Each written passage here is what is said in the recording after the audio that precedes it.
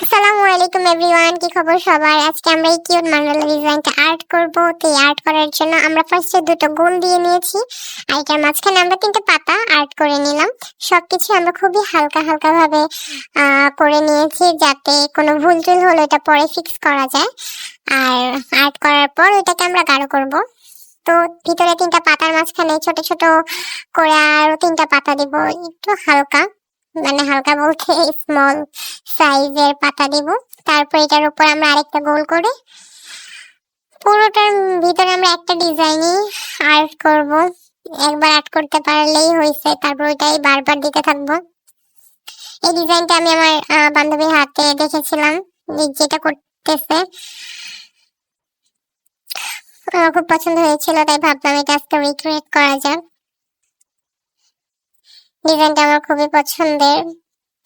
So now you enjoy.